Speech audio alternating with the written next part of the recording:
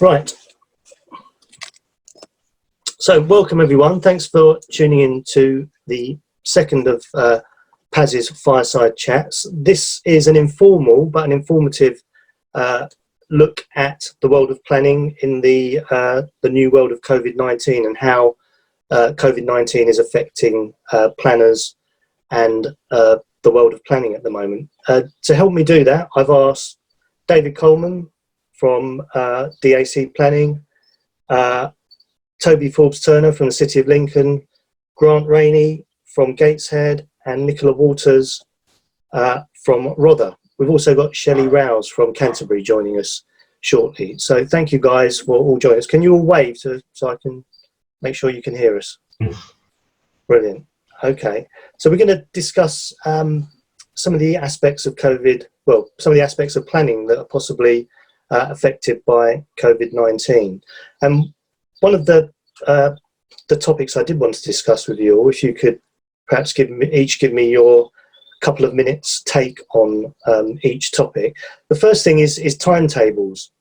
And what I'll do is I'll invite Grant to kick us off, if that's okay, Grant. So what's been happening with your timetable, etc., in the current world? Well, we are currently going through the examination of our land allocations and development management policies document. So where are we? So the examination hearings ended in kind of autumn last year. There's been further bits of information given the inspector. She's given us back initial kind of thoughts on the examination and the issues that were raised through that further information. So we're now kind of waiting for her report and then going to consult hopefully on the modifications that arise from that. But obviously the current situation is we've taken decision as a council to kind of postpone consultation on the further modifications to the plan. So yeah, ultimately it does kind of push things back in terms of the plan making process. I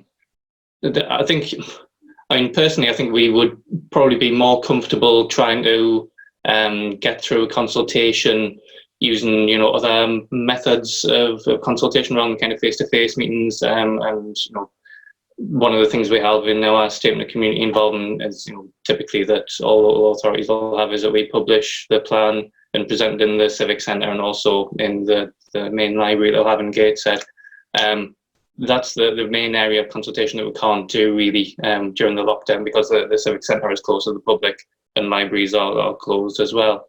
I think we would probably be more willing to kind of carry out the other aspects of consultation and maybe extend the consultation period. But the issue is that I think we're proposing additional housing sites through the examination, which would kind of naturally generate more interest from the public. So yeah, it's basically we're taking the decision to push back the consultation on the plan, which then does have a knock-on effect, obviously, on when the plan can be adopted. Okay, thanks, Grant. How about you, Nicola? Well, we're at a really early stage of our local plan review. We adopted our site allocations in December last year, and our core strategy, which the site allocation plan feeds from, was adopted in September 2014. So we've been working with the PAS local plan route mapper toolkit and looking at developing a project initiation document and trying to timetable out how we'll get through to Reg 18 consultation.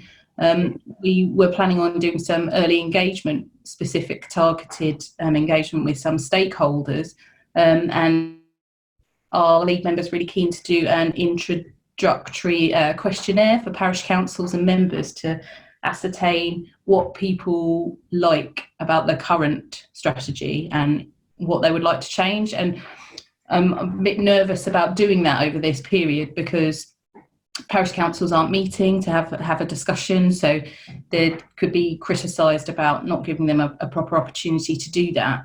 And other types of engagement, other councils may be redeploying staff to different parts of the council to deal with peaks in demand. And we're seeing that with our own council. So we're seeing at least a 3, maybe 6 month delay on the plans that we were planning on doing in terms of our early engagement. Other authorities that are doing due to cooperate discussions are still progressing with those, but they're much more advanced with their plan, and I think they're using this time to focus on those kind of things. And we're looking about how we might be able to amend the timetable and front load a lot more of the evidence base over this time, but we're anticipating quite a lengthy delay potentially. Okay, and Toby. So from my neck of the woods, Central Lincolnshire, we commenced the Review Our Plan in January last year. We undertook a first Reg 18 consultation of the summer last year, and we were going to be doing another Reg 18 this summer.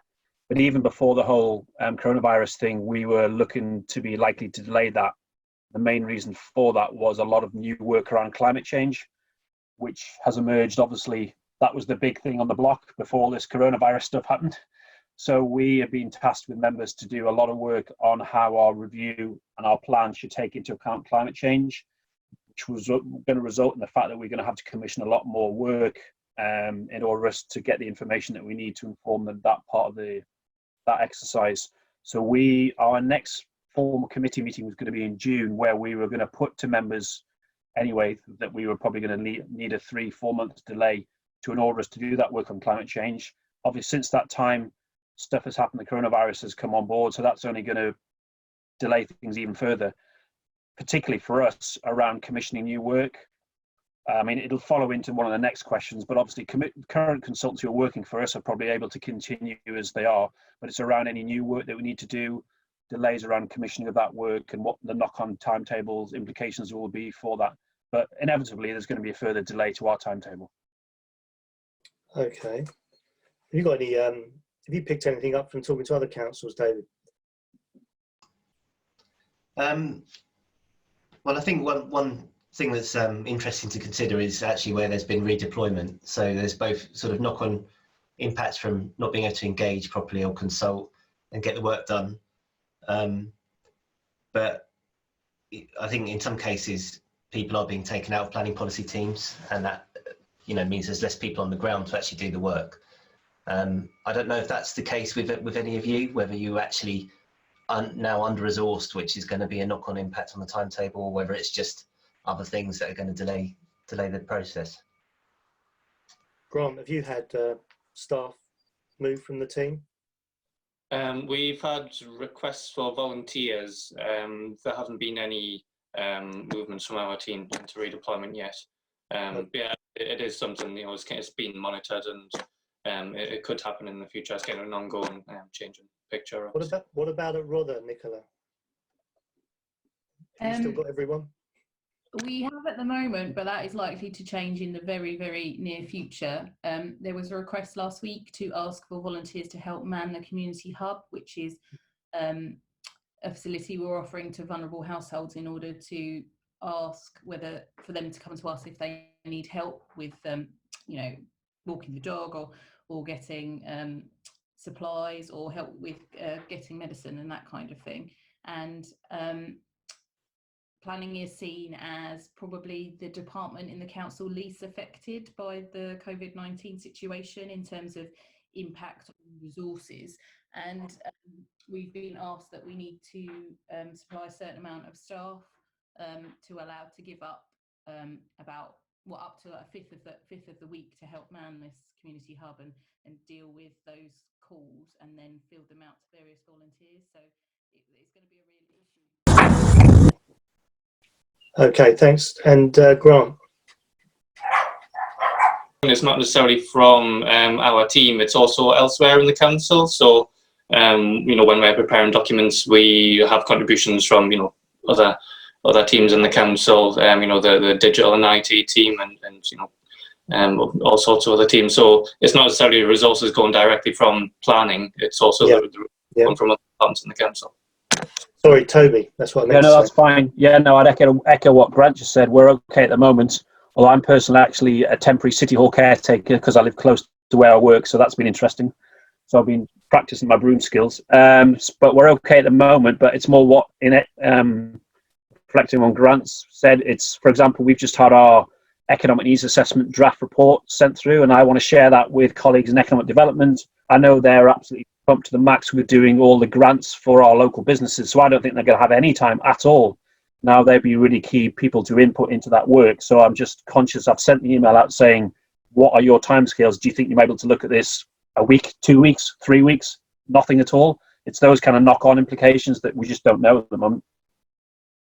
Okay, I mean, you've all started to touch on this, but, working within the council with elected members, senior officers that I suppose necessarily now are focusing on other things, all these things sort of meld into one. It will affect your timetable. Is there particular issues with members and senior officers that you need to engage with?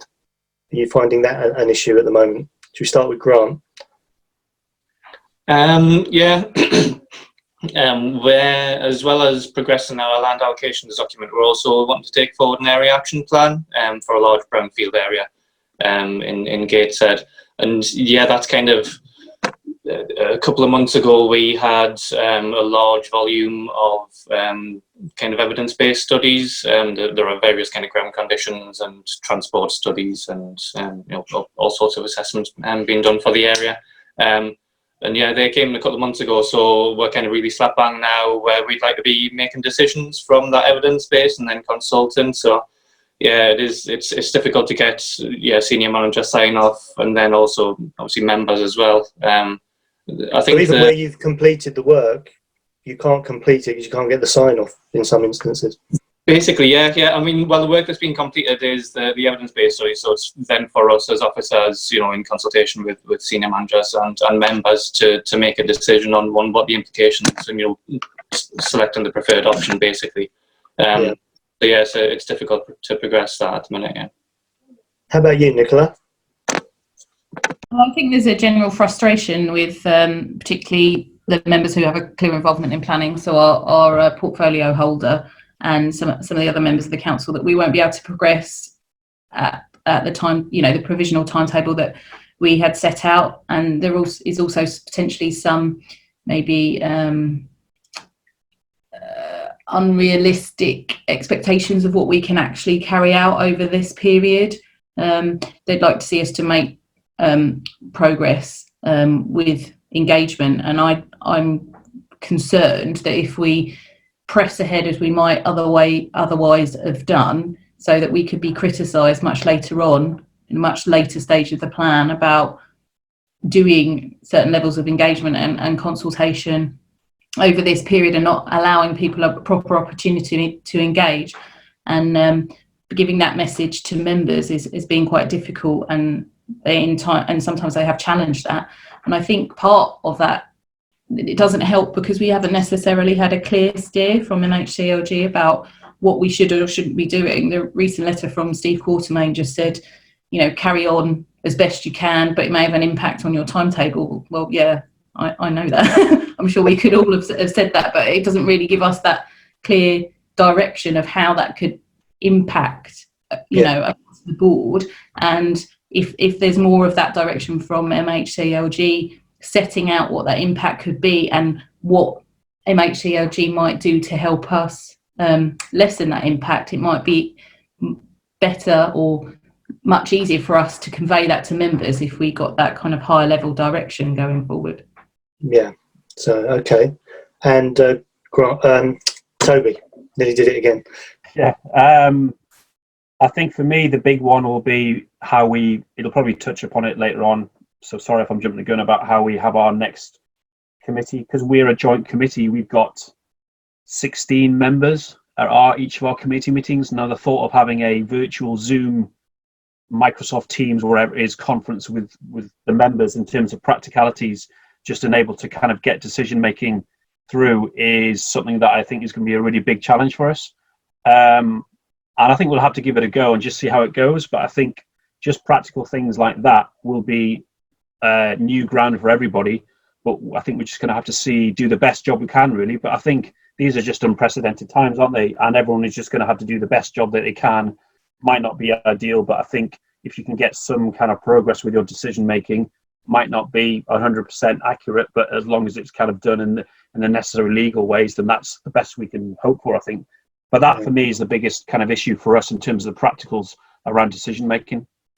Yeah, well, I mean, there's been a lot said about decision making committees, but obviously there's committees and groups, especially of councillors, that you're going to want to meet with in progressing your plan making work. So I think it's worth just staying on that topic for a moment. I mean, how well are your councillors equipped, technically, etc., to take part in virtual meetings and committees? Can you carry on, Toby, and then we'll come to Nicola and then Grant? The honest answer is I'm not sure, because I haven't had those conversations yet with the staff who are leading that area of work, because it's all new. Now, I don't even know whether it's through comms or whether it's through our DEM services, through both, through various other parts of the council. And to be fair, we haven't had those conversations yet. We need to start having those conversations, because that needs to be ramped up now. And the focus, to be fair, on the first 3 weeks of all this stuff has been on the key, our chief exec and our directors having their kind of conference calls around the kind of managing the stuff that needs to be prioritized. I think planning to a degree is almost be seen as a slightly lower requirement, but I think now this is going to be long-term stuff. We need to start having those conversations. Probably there will be some variety. Some members will be better equipped than others. Others will have absolutely no experience at all and are going to struggle. That would be my initial understanding, but until I have those discussions, it's a bit too early to say. But I think it's going to be varied. Yeah. How about Rother, Nicola? I think we do have issues in terms of the technology that we have within the council at the moment. We were going to launch Microsoft Teams internally within the council. Planning were trialling it on a management level to check how we could use it with Teams, but given the coronavirus situation, it got sent out to all council officers. And whilst it's been invaluable in terms of officers being able to contact other officers and to allow teams to still continue to work and talk to each other, I don't think we're at a point where we can use that to allow outside companies in. And with the facilities that we have within our own council chamber, I think we have the facilities for audio, but I don't think we have the video element related to how we could hold our committee meetings. We have public speaking, and people have to register, and it would be how the public can engage in part of that public speaking process. So I think it would be quite an uphill struggle for us, certainly in the short term. And obviously there's an issue in terms of financial resources as well. If you're going to need to put this in, how that impacts on the council's budgets, because it wouldn't be something that we would have planned for originally. Yeah. Okay, thank you. Grant? I think in Gateshead we're probably relatively well positioned in terms of the IT. We've kind of anticipated, anticipated the situation, but we've kind of anticipated the move to digital over the past few years. So I think I'm right in saying that all councillors have iPads now. All officers of a certain level have iPads as well. We've rolled out Teams, thankfully, just a couple of months ago. And so in terms of officers being in touch with each other, it's probably relatively strong. There is talk of having development committee being done digitally. We had a message quite early on at the outbreak that the decision making meetings with members would still commence, but other meetings postponed. I think my understanding is that managers are still able to meet with members, the portfolio holders, and get those meetings. It's just really, I guess it's never going to be as efficient and as quick as it would be if we were all in the same building, basically. Yeah, there's probably there's quite a pressure on the development management side to get committees up and running. So there's probably conversations you can have with that side of the department, because they're under pressure to provide a committee scenario where the public can take part, where speakers can be involved from different organisations. So hopefully there's stuff you can learn from that side of the business, if you like. David, would you like to contribute anything on that particular subject? Just to add, really, Martin, that I think I think the obvious danger is that the focus won't be on things like internal meetings, internal panel meetings, the sort of meetings that are the kind of interface for members and officers for a local plan. So there's a risk of a kind of disconnect where the work on the local plan technically might be able to continue. Officers might be doing it and they might be doing it from home. But the interface with senior officers and managers, and to some extent members, away from the kind of formal decision making might be quite limited. So I think there are some risks there. But obviously all councils operate in a different way as well. So, you know, it'd be interesting to see how that's going to pan out. And then obviously the technology as well, as we've heard. And it's not just the technology around decision making and meetings. It's also about officers having the ability to work remotely effectively. And, you know, I think you'd expect these days that everyone has the ability to work from home, but I have heard some council officers recently say that, you know, they actually weren't able to work from home. They weren't set out for it. So I think there's been a lot of work going on behind the scenes for councils just to gear up for this and to make sure that people can actually carry on working. And that's before you even think about things like, I said, like panel meetings and the more informal side of engagement, which is really quite critical for a local plan. Okay, thank you. So, I mean, let's sort of open it up a bit more broadly. I mean, I always start these things with an agenda, but things always sort of cross-reference. So apart from, you know, what we've already touched on, is there anything particular in terms of the stage you're at and this particular situation that's of interest, or that you're trying something new, or that we can discuss? Grant? I'm not sure. Yeah, you know, beyond what we've talked about there already. I mean, I am aware that there's discussions going on the PAS K-Hub forum and probably elsewhere about what we do about our evidence of supply and delivery and demand. You know, we've gone through a kind of a once in a generation, hopefully, economic shock. And, you know, when the dust settles, what will be PINS's view on our SHMAR evidence and the evidence of, you know, our 5-year housing land supply, evidence of need as well. And I think that's going to be an interesting discussion that's going to play out over the next, hopefully not too long, but kind of history suggests it takes a while for CLG to get their head around these things. Mm-hmm. Yeah. Nicola? I'm sorry. Go on. Toby, go on. Sorry, Go ahead. Yeah, similarly, I mean, I've just literally yesterday I mentioned we had our draft economic needs assessment. I almost had my head in my hands when it came through, because obviously that has just come through now before all the all the COVID stuff's come through. So it's like already out of date, and yeah.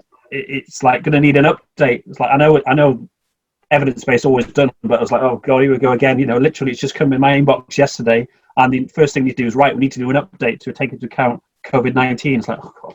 Anyway, the other thing, yeah, and echoing what Grant said, it's around the impact on the general development industry. I know I circulated the letter that some Lincolnshire authorities have sent to MHCLG, just asking for some clarity around knock-on implications of slowdown on the development industry, builders, timescales, impact on 5-year housing land supply, housing delivery test. That's for us is a really massive issue, and we need some. We've formally requested some steerage from MHCLG. You can't just say, "Oh, business as usual," or you know, we need some more guidance around how this is going to impact local plans, particularly in terms of our timescales and also our 5-year housing land supply. Nicola? Kind of stolen my thunder there, Toby. They were kind of things that I know wasn't your original question, Martin, but yeah, I'd made some notes before we started this conversation, and the things I was going to say was relating to how MHCLG might look at the existing demands that they place on local authorities and how they may or may not look at maybe easing the timescales for doing those things. So We have to produce an action plan as part of the housing delivery test results. So whether there'll be some leniency on that, obviously we're going to rely on getting information from developers and landowners about build-out programmes. And we do have a 5-year housing land supply issue, and I can see it getting worse as part of part of this situation. And then there's also the the recent announcement about every authority having to have an up-to-date plan by December 2023, and that could potentially have an impact on some authorities to do that. And then, much like others, we're working on our housing and economic development needs assessment at the moment. I need to talk to other officers within the council who, as Grant mentioned earlier, have been working on other things. They're not doing their normal day job, so I haven't been able to engage with them.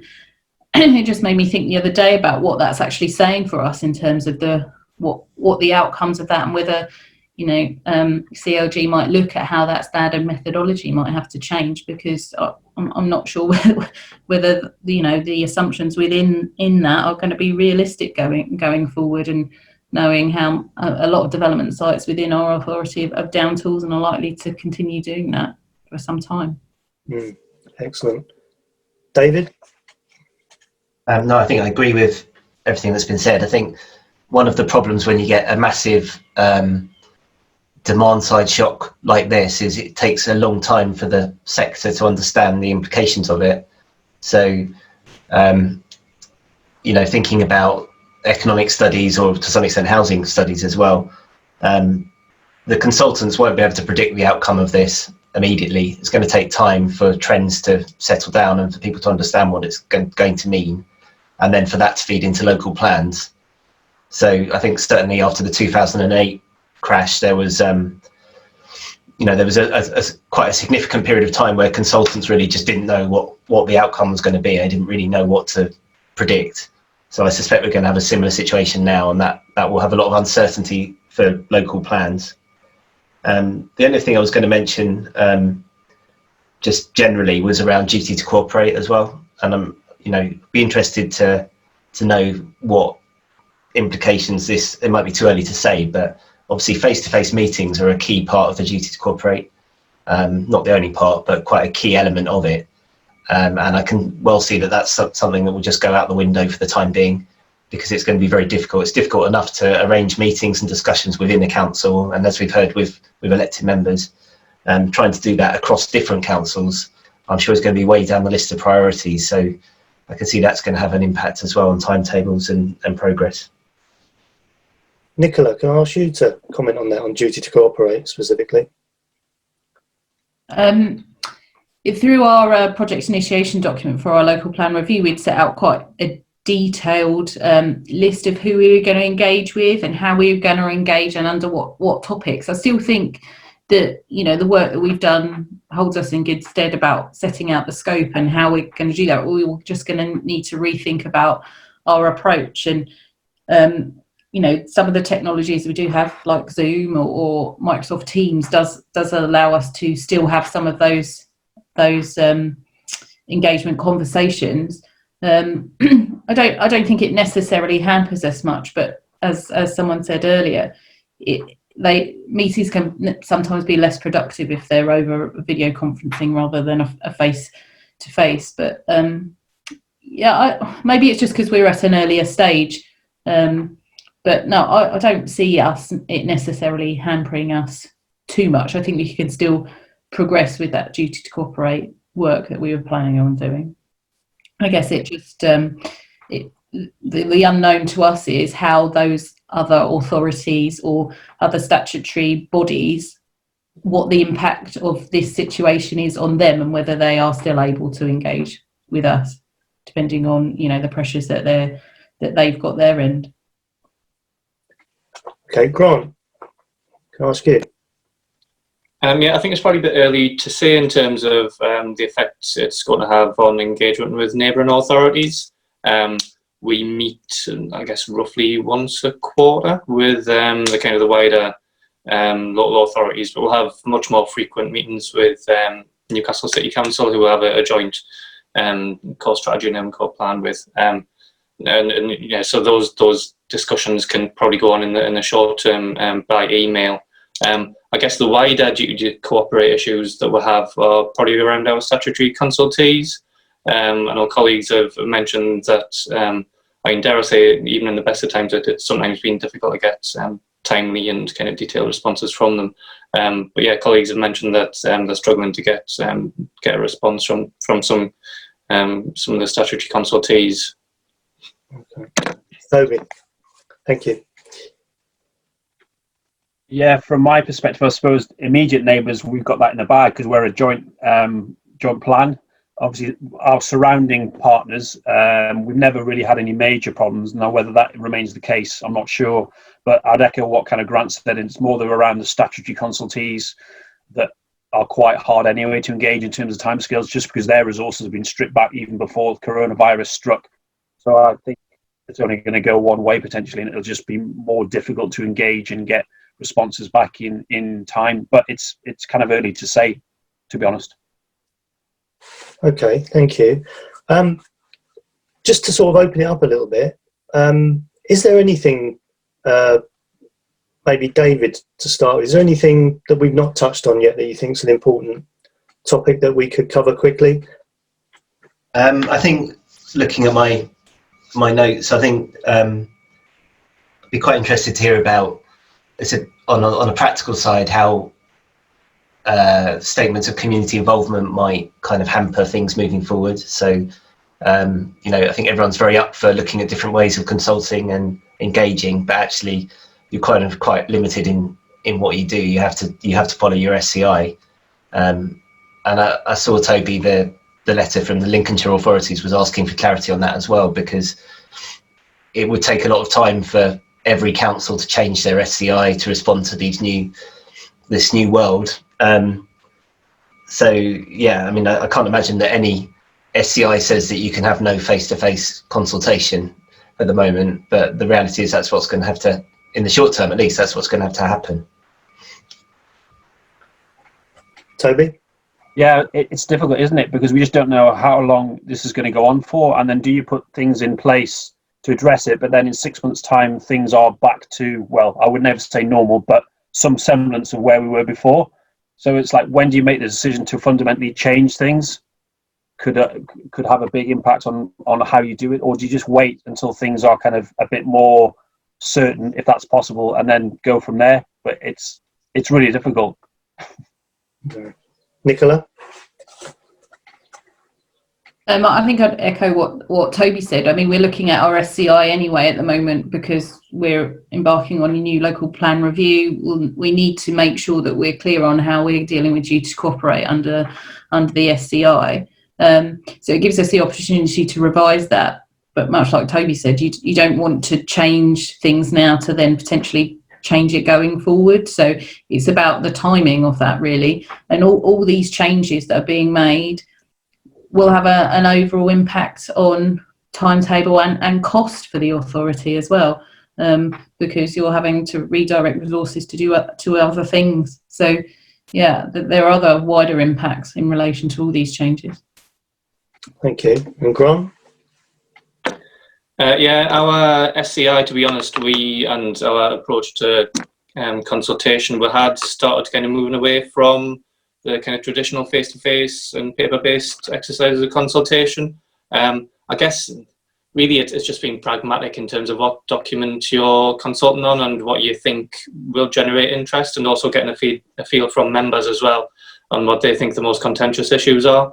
But certainly the consultation that we did at Reg 18 stage on our land allocations and DM policies document, we had kind of public drop-in sessions in libraries, and there was a very, very, very sparse response. There were barely anybody turning up, which obviously wasn't a very efficient use of anyone's time. But what we did find more productive was just online. We did a Twitter kind of chat, where people could send in the questions, and we found those mechanisms of engagement more effective.